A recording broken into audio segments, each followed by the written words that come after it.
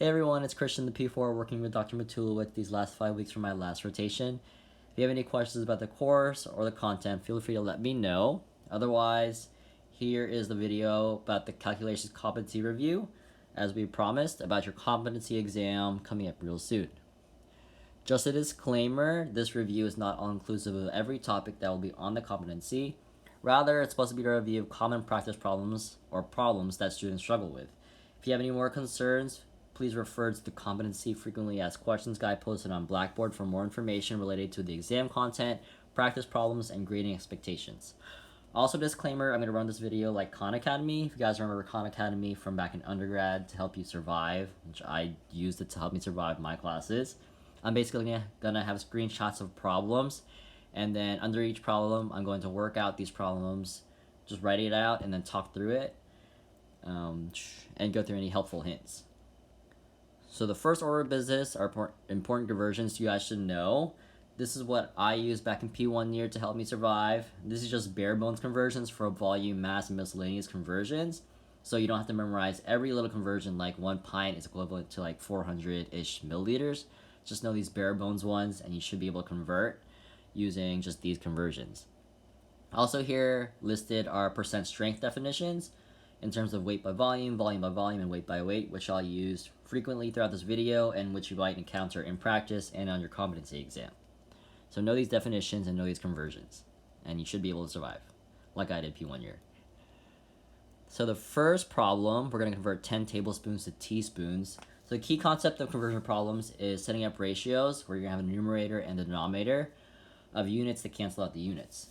So to illustrate that, when you're converting 10 tablespoons to teaspoons, we know that 1 tablespoon is equivalent to 3 teaspoons. So starting out with 10 tablespoons, we know that 1 tablespoon is equivalent to 3 teaspoons. So here's your numerator and denominator / your ratio. Now we're going to cancel out units. So we have 1 in the numerator and then tablespoons and then the denominator also, so those can cancel out. 10 times 3 gives you 30, and you're left with teaspoons as your final unit. So 30 teaspoons.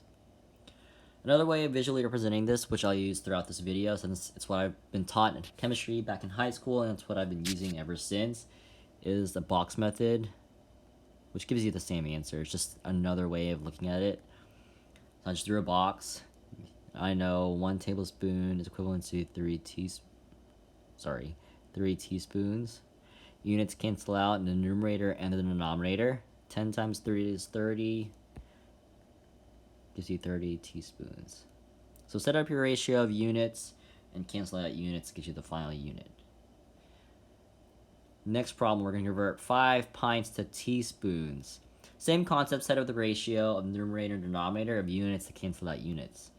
So we're going to start out here with pints, then we're going to go to cups, then from cups you can go to fluid ounces, then from fluid ounces you can go to milliliters, then milliliters we can go to teaspoons.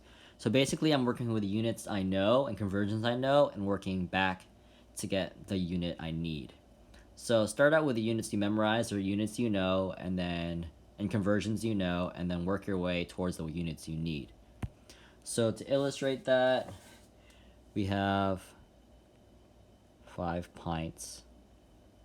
I like the box, you can just set up the box however way you want instead of all the parentheses and lines. You know that 16 cups are in 8 pints. Units cancel out in the numerator and the denominator, pints with pints.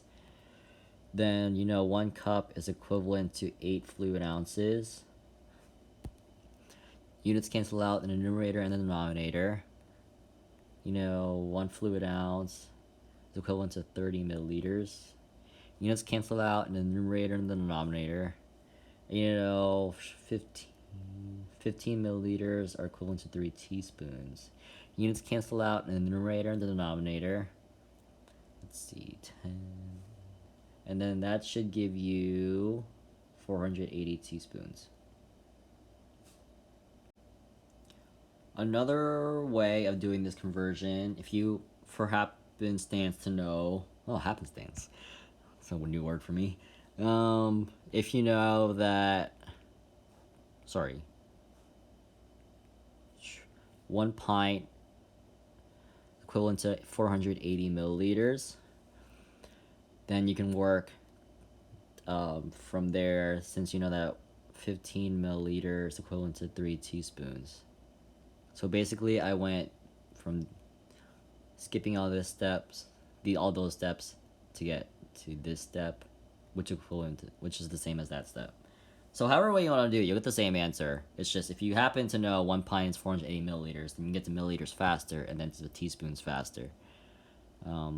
So you set it up that way because units cancel out with units. So pints cancel out with pints, and milliliters cancel out with milliliters to leave you teaspoons. That should also give you 480 teaspoons. So basically, for conversion problems, just work with the units you know and conversions you know, and then cancel out units by setting up your ratios, and you should get to the unit you need. So memorize your conversions. Next problem, a cyclosporine ophthalmic emulsion contains 0.05% weight by volume cyclosporine in 0.4 milliliter vials. Calculate the content of cyclosporine in milligrams per vial. So for any problem, if you see a percent strength or a ratio strength, always convert it to workable concentration units. So as we said earlier, in this definition, percent weight by volume is defined as grams of API per 100 milliliter total. So memorize your percent strength conversions. So 0.05% weight by volume is equivalent to 0.05 grams per 100 milliliter total. So step 2, we're going to determine the number of grams from this concentration, 0.05 over 100, and the volume, which is 0.4. There's 2 ways to do that. Step 1 way is just canceling out units. 0.05 grams per 100 milliliter total times your volume, 0.4 milliliters. That works out because units cancel out. So milliliters in the bottom cancel out with units in the milliliters in the top. That should give you 0.0002 grams. Another way of looking at it is the same concentration unit, 0.05 grams or 100 milliliter total. You don't know how many grams you have, but you know you have 0.4 milliliters. And that works out, so you have to match up grams on top and then milliliters on the bottom. Solving for x by cross multiplying, x gives you the same answer, 2 grams. Step 3, we're going to convert grams to milligrams. So to do that, we'll just work here. 0.0002 grams. We know that 1 gram is equivalent to 1,000 milligrams. Units cancel, grams with grams, top and bottom. 0.0002 times 1,000 gives you 0.2 milligrams. So key concept, always convert ratio or percent strength to your workable concentration units and work from there. Next problem, a skin test for fire ant allergy involves intradermal skin prick of 0.15 milliliters of a 1 to 1 millionth weight by volume, a dilution of fire ant extract in 3 divided doses. How many micrograms of solution is administered per dose? So as I said earlier, always convert ratio or percentage strength to workable concentration units. So we know 1 to 1 millionth is equivalent to 1 gram per 1 million. And I want to make an important distinction here that we didn't divide by 100 because it's not a percent strength.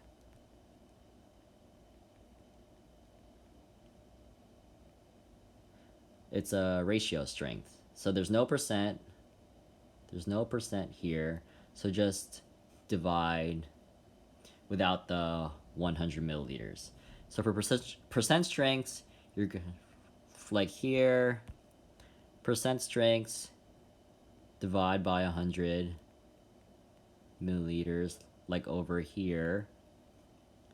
But for ratio strengths, ratio strengths, just go straight to the division without the 100. So make sure you memorize the difference between ratio strengths and percent strengths. So we did step 1, converting the ratio to strength to grams per milliliter. Now step number 2, we're going to divide the total grams of extract. We're going to determine the total grams of extract from this concentration and the total volume. So we can do it 2 ways again. 1 gram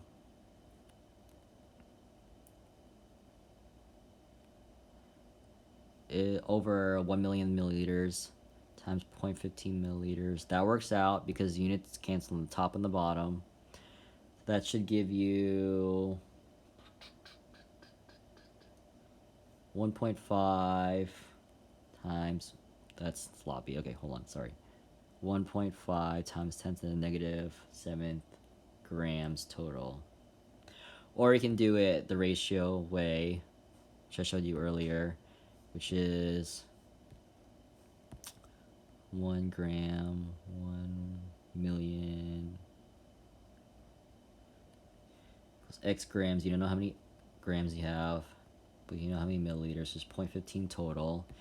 That works out because grams matches up with grams, milliliters on the bottom, both of them.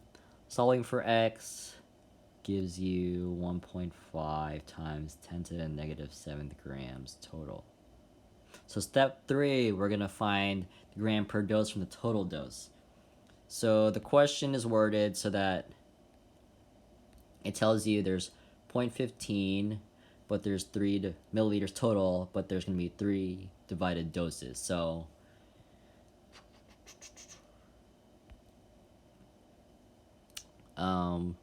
each dose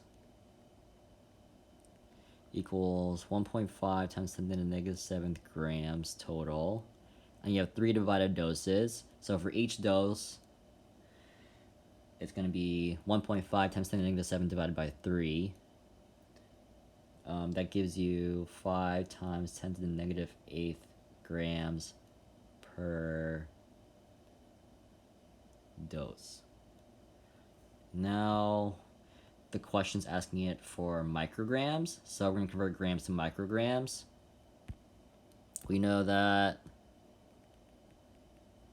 8 grams per dose.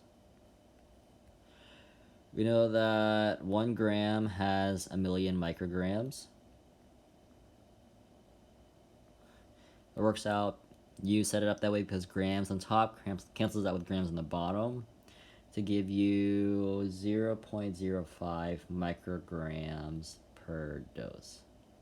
So 2 concepts for this problem. Number 1, know the distinction between percent strength and ratio strength. Percent strength you divide by 100, ratio strength you don't, just to do the straight division. Also, always convert ratio and percent strength to workable concentration units. Oh, I guess the third concept would be determine if you need to divide the dose or just keep the total dose. Next, a patient is in the intensive care unit being sedated with 2.5% weight by volume propofol drip. The drip is being infused at 5 mils per hour. How many milligrams of propofol are being given to the patient per hour? So again, first step is convert your percent strength to a workable concentration unit. So you know that 2.5% weight by volume is equivalent to 2.5 grams of propofol per 100 milliliter solution total. Next, we're going to eliminate the milliliters by multiplying by milliliters per hour, since you know the final unit should be milligrams per hour. So basically, we're just canceling that unit since you know the final unit should be milligrams per hour, and you know we have already milliliters right here. You want to cancel that out to get your milligrams per hour. We'll do that by, so 2.5 grams, 100 milliliter total. You know the rates at 5 milliliters per hour.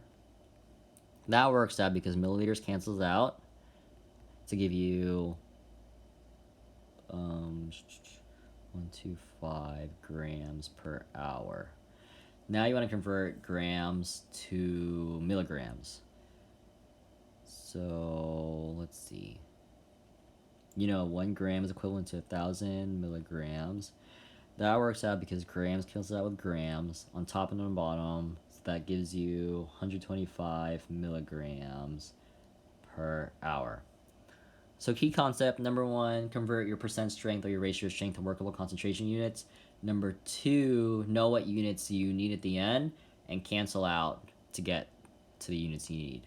Just like when you're doing conversions, just cancel out units to get the unit you need. Next two problems, we're going to do allegations. So there's 2 ways I'm going to do allegations here. We're going to do, number 1, the allegation alternate method, and number 2, the algebraic method. So the allegation alternate method, the saying I use and the one I found in my Netflix review book is high goes high, low goes low, desired in the middle, subtract diagonally to obtain the number of parts. Label them horizontally, add up the total, and then add up the total number of parts as needed. I'll illustrate those 6 steps in the next 2 problems. Or you can do the algebraic method. Oh, sorry. Ignore the second method. We're going to do C1V1 plus C2V2 equals C3 times V1 plus V2. So basically C1 is the concentration, the percent strength of your first product. V1 is your volume or mass of your first product. C2 is the percent strength of your second product. V2 is the volume or mass of your second product. And C3 is your desired percent strength. And as I said, V1 and V2 are your volume or mass of your first and second products respectively. So to illustrate both of those, we'll do this problem. First allegation problem out of 2. A pharmacist is asked to prepare 80 grams of 12.5% ichthymol ointment with 16% and 12% ichthymol ointments in stock. How many grams of each of the 16 and 12% ointments are required? So we'll do the allegation alternate method. So as I said earlier, high goes high, low goes low, desired in the middle. I'll do those 3 steps. So high goes high, meaning the highest concentration at the top. Low goes low, meaning the lowest concentration in the bottom. Desired in the middle, meaning the concentration you want was 12.5%. So those are steps 1 through 3. Step 4, we're going to subtract diagonally to obtain the number of parts. So 16 minus 12.5% is 3.5 parts. Not percent, but parts. 12.5 minus 12% is 0.5 parts. Next step, let's see. After we subtract, we're going to label horizontally. So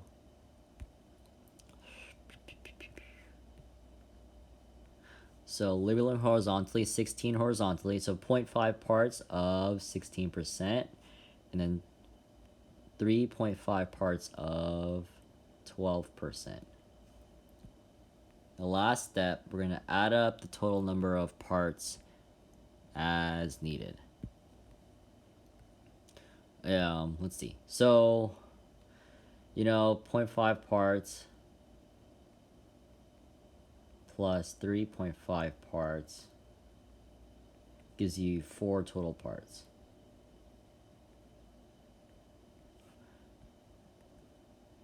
And now, there's 4 parts total with 80 grams total. So you can work with that ratio. 4 grams total. Nope, sorry. 4 parts total divided by 80 grams total. Now, since you want to determine the number of grams of each ointment, you can do, that of the 16% ointment, you have 0.5 parts. So setting up the ratios earlier, your parts are on top. So 0.5 parts of 16%. And you don't know how many grams you have. Cross multiply gives you, and divide gives you 10 grams or 80 of 16%.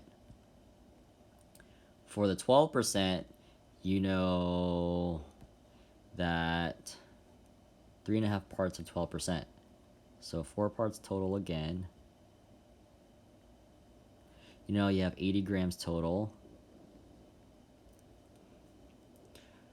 You know, since we're going to put 3.5 parts on top, since parts are on top of 12%. And you don't know the grams. So cross multiply, divide.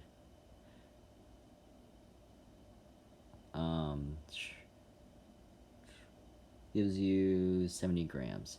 And that works out because 10 grams plus 70 grams equals 80 grams.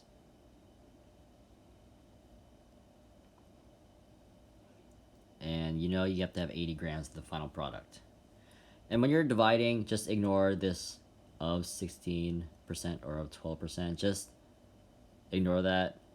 You're going to do 4 over 80 and then 0.5 divided by x. Or 4 over 80 and then 3.5 divided by x in case you're confused. Ignore the of 12%. That's just labels. So it'll help you know what you're labeling. The algebraic method is C1V1 plus C2V2 equals C3 times V1 plus V2. So, let's see. C1V1 plus C2V2, C3V... Oh, sorry. 1 plus V2. So we know the total product. So we know C1 is product 1, C2 is product 2, C3 is desired product. We know desired concentration should be 12.5%. We just leave the percent out since it'll cancel. Just leave, so it's going to be 12.5. You know the total product, V1, V2, mass should be 80 grams, so we can just work with 80. We know C1 can be 16. We don't know V1, we're trying to determine that. C2 is 12, that's 12% product. We don't know the volume or the mass, so it's going to be V2. So, let's see. 12.5 times 80 would give you 1,000. So this is the algebraic method. If you don't like algebra, then do the allegation alternate method. What's that G over there? Sorry. So 16 V1 plus 12 V2 equals 1,000 grams. Let's see. So we can substitute, like in algebra, we can substitute one of the variables. Since we know V1 plus V2 equals 80, because that's total grams, we can just do V1 equals 80 grams minus V2. So 16 times 80 minus V2 plus 12 V2 gives you 1,000 grams. 16 times 80 would give you 1280 minus 16 V2 plus 12 V2 is 1,000. Let's see. So 4V2 equals 280 grams. V2 equals 70 grams. So that means using V1 equals 80 minus V2, V1 equals 10 grams. So that works out because of the 12% product, you have 70 grams, which matches here. Of the 12% product, you have 70 grams. And then of the 16% product, you have 10 grams, which matches here. V1, on the 16% product, you have 10 grams. So either way, you get the same answer. It's just if you're comfortable with algebra or not algebra. So next problem. How much next, it's another allegation problem. How much 2.5% hydrocortisone cream in grams should be mixed with 60 grams of base to make a 1% hydrocortisone cream? Important concept. Memorize this, please. Definitely, I swear you should. Base is equivalent to 0%. So if you ever see base, just make sure it's 0%. So as I said earlier, when I went over allegations, high goes high, low goes low, desired in the middle, subtract diagonally, label horizontally, add up the total number of parts as needed. So we'll also do the algebraic method. Let's see. So high goes high, 2.5% on top, low goes low, your base is 0%, desired in the middle, which is 1%, subtract diagonally. So 2.5 minus 1% to get your parts is 1.5 parts. Not percent, but parts. 1 minus 0 gives you 1 part.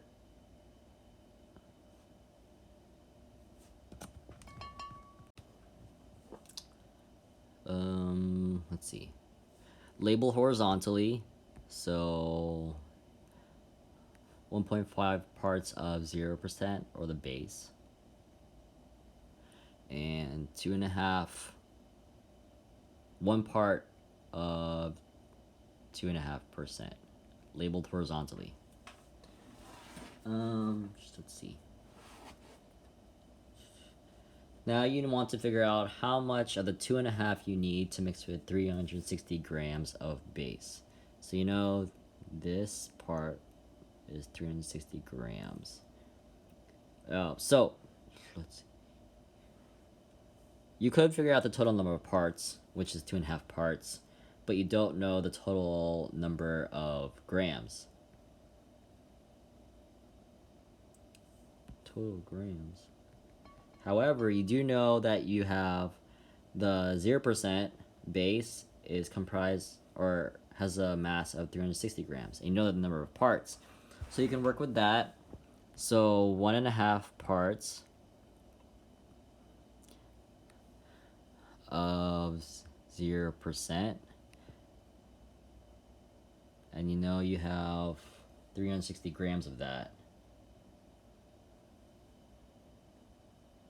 Now you want to figure out, you know, the 2.5% is 1 part of this whole product. 1 part of 2.5%. Trying to figure out the X grams. So parts on top, grams on the bottom. So they match up. Cross multiply, divide. 1.5, 360, 1 divided by X. That gives you 240 grams. So the reason you don't really need to know the total number of parts, as it said in step 6 of the allegation alternate method, is because you don't know the total number of grams. However, you do know the number of grams for the 0% or the base, so you can just work with that, and you know that it's composed of 1.5 parts. So just use ratios from your known parts and your known mass or your known volume, and then use that to figure out the mass or volume of the other part you need. The algebraic alternate method, C1 V1 plus C2 V2 equals C3 times V1 plus V2. You know you have a 2.5% cream. You don't know how much you have, but you know you have a base, which is 0, and you know you have 360 grams of this. And you know the C3 should be 1, or the desired concentration is 1%. You don't know your V1, but you know V2 is 360. Simplifying the left side gives you 2.5 V1 equals V1 plus 360. Moving V1 gives you 1.5 V1 equals 360. V1 equals 240 grams. So either way, you get the same answer, 240 grams. So no either method. Either method gives you the same answer, just whatever you're more comfortable with. Next problem. If a pharmacist added 12 grams of azelaic acid to 50 grams of an ointment, containing 15% azelaic acid. What would be the final concentration of azelaic acid in the ointment in percent weight by weight? So a visual representation of this question. A pharmacist is adding 12 grams of azelaic acid to 50 grams of an ointment. ONG is a medical abbreviation for ointment, if you don't remember. So you know from that the total mass is 62 grams. So there, we did step 1. I'm just figuring out how much I know right now, and I know the total mass is 62 grams. So that's step 1, determining the total mass of the product. So number 2, since I want the product, or I want the units in percent weight by weight, I know that weight by weight is grams of API per 100 grams total. So I know the grams total now. Now I need the grams of API. So the API is azelaic acid, so how do I get that? Well, I know that there's 12 grams here, but how much is in here right now? I know we have a 50 gram ointment. The concentration is 15%. 15% azelaic acid. That weighs 50 grams. So, as I said earlier, convert your percent strength to known concentration units. So, 15 grams of azelaic acid per 100 grams total. And then I'm going to do the lazy way. You can do the ratio way too, as we did earlier. So grams on top cancels out with grams on bottom. And then that gives you 7.5 grams azelaic acid. So now you have 7.5 grams azelaic acid. So now 12 grams azelaic acid plus 7.5 grams of azelaic acid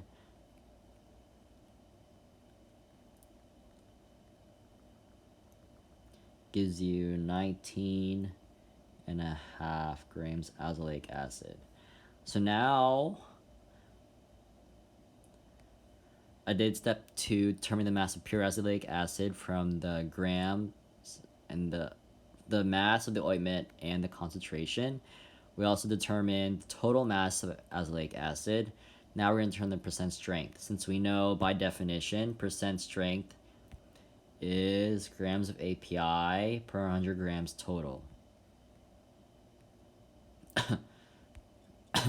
So we know it's 19.5 grams of API per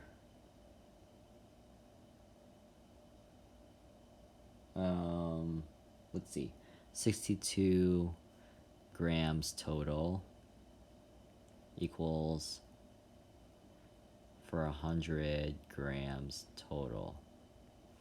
I match up the ratio since I know the ratio is defined as grams of API per 100 grams total. So that's my definition ratio, grams of API per 100 grams total. Then I know that I have 19.5 grams of API over 62 grams total, matching up the units. So azelaic acid goes on top as an API, the total goes in the bottom. And then cross multiply divide gives you 31.5% weight by weight. That's a 5, sorry. So 31.5% weight by weight.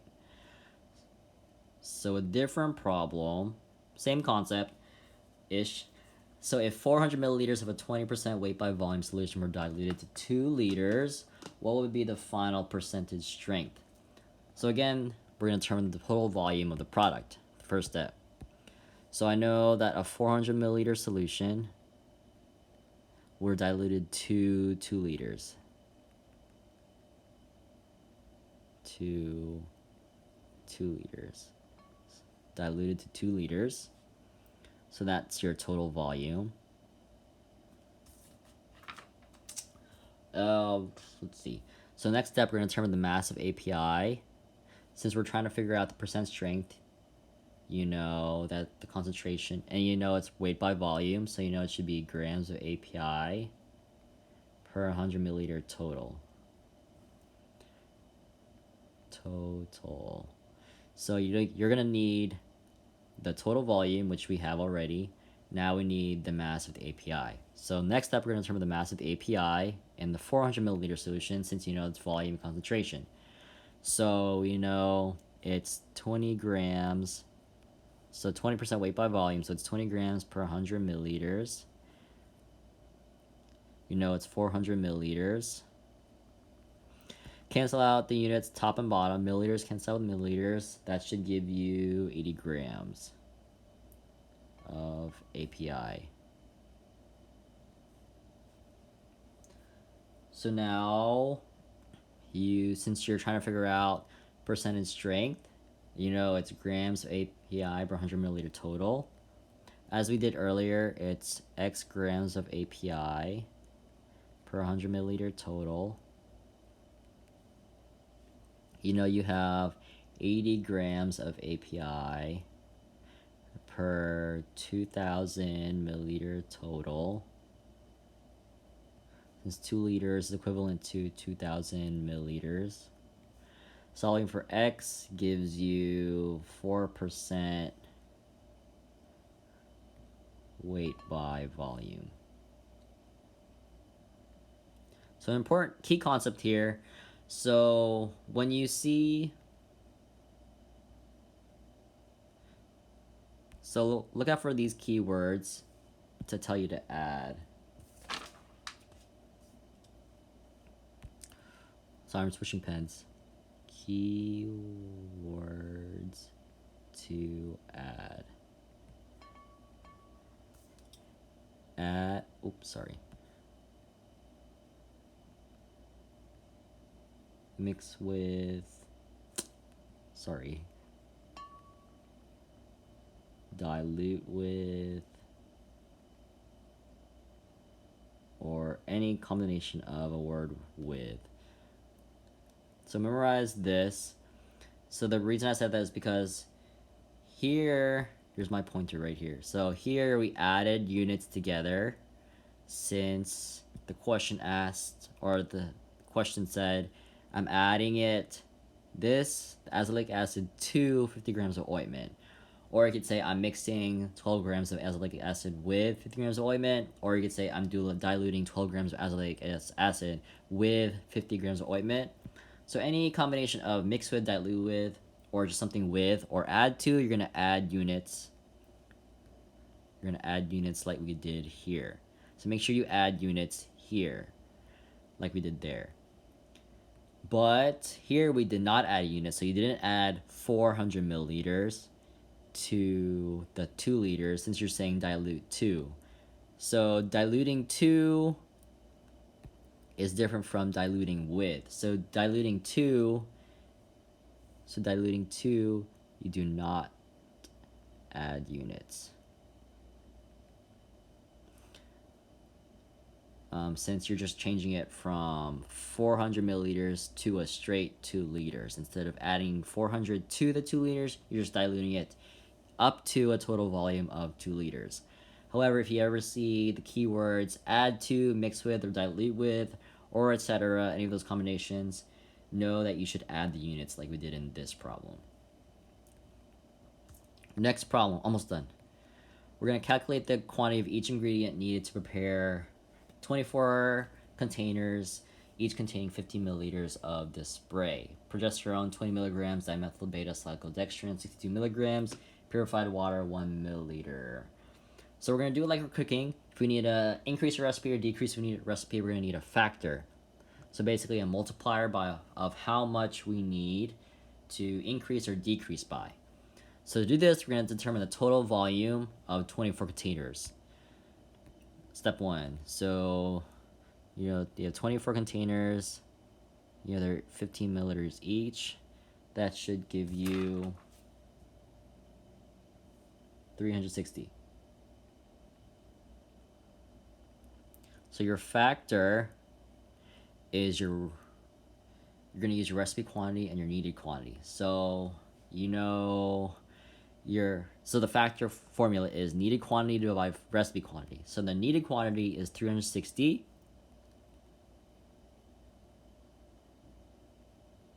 milliliters, and your recipe quantity calls for 1 milliliter. So your factor is 360 divided by 1 to give you 360. So now we're going to multiply each ingredient by the factor.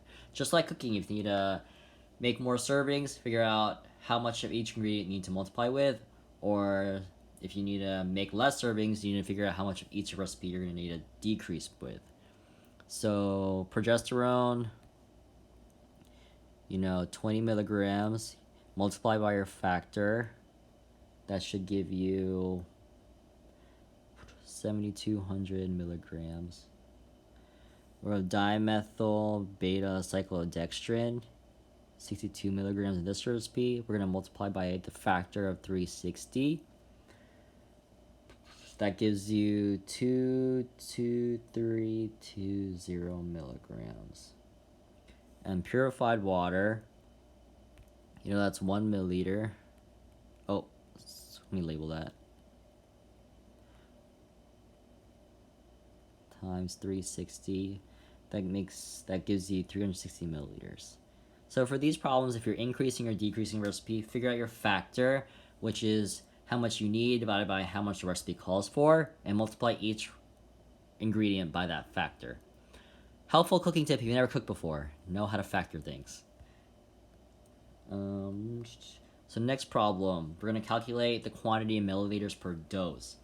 The script is amoxicillin, 40 mg per kg per day divided twice a day. It comes in a concentration of 400 mg per 5 mils.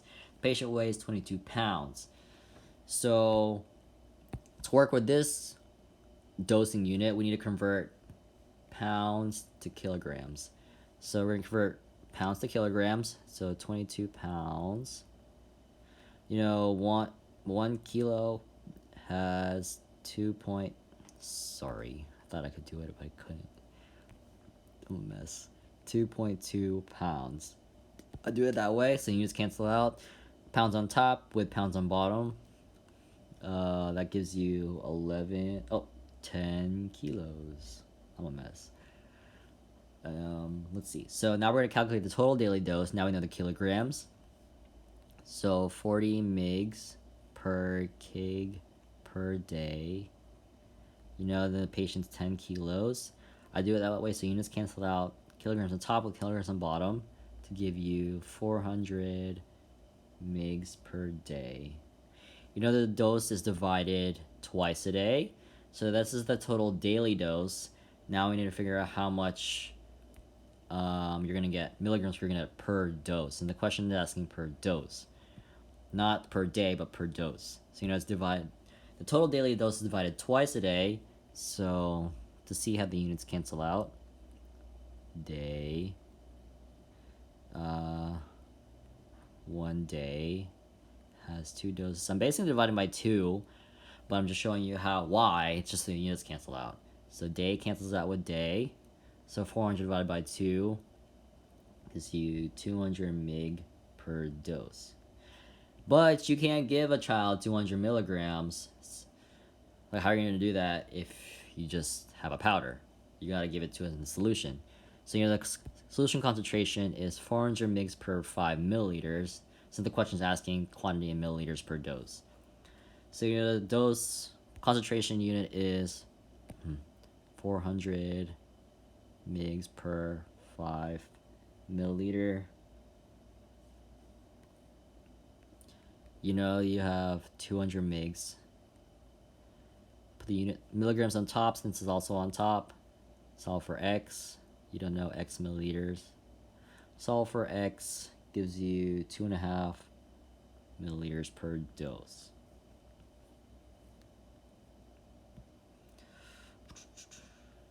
last problem, I swear. You're working in a free clinic under a collaborative practice agreement, which is actually a real thing. I've done it before. There's one in Richmond where you do this. Manage pharmacotherapy for patients with diabetes. Done it. You send a script to the patient's pharmacy for insulin Lispro 6 units 3 times a day with meals for a 30-day supply. Insulin Lispro comes as a 10 milliliter vial with 100 units per milliliter. How many vials should the pharmacist at that pharmacy dispense? So, step one, you're going to calculate the total daily dose of insulin. Don't be afraid of the units, since units can also be units. Is that a real word? I don't know anymore. So the total daily dose, I'll abbreviate TDD, which you'll also use in your endocrine module, is 6 units. You're going to do it 3 times a day. So that gives you 18 units daily. But you're going to give it 1 month supply, a 30-day supply. So 18 units daily. Step 2, we're going to calculate the total dose for a 30-day supply.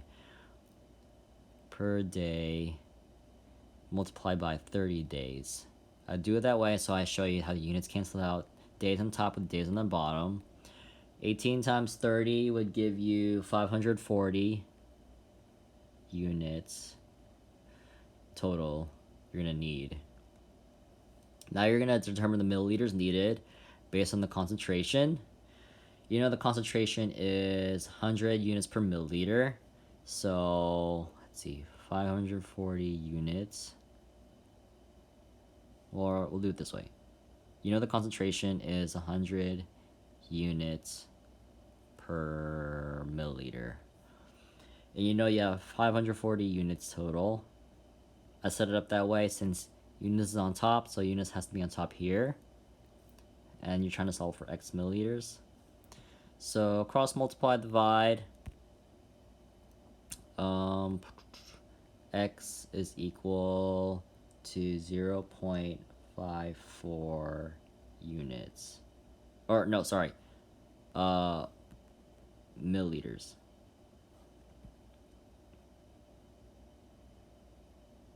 Oh no, sorry. I said that wrong. I'm sorry. Okay.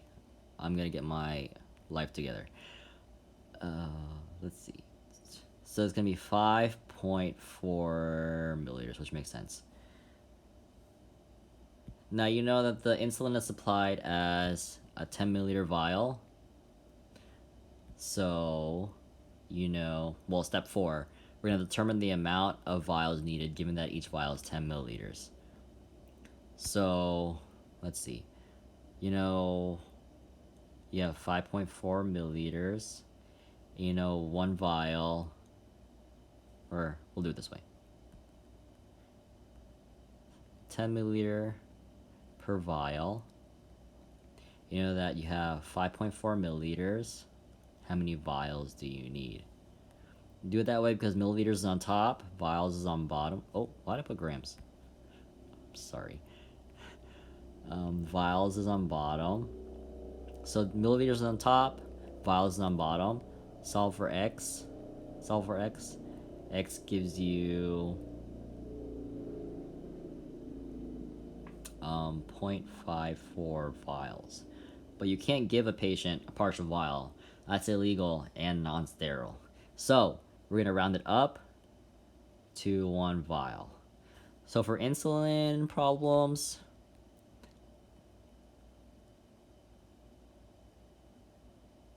two things. Number 1, don't be afraid of units. Units are actually units, as you will see in practice. Number 2, don't give a patient a partial vial. It's illegal and unsterile. Give them round up to the nearest vial. Patient can just use it later if they have the same insulin for the next script, or they can just toss it safely based on safe practices. So that's all I have for you. If you have any questions, feel free to let me or the lab faculty know, and good luck with your competency exam.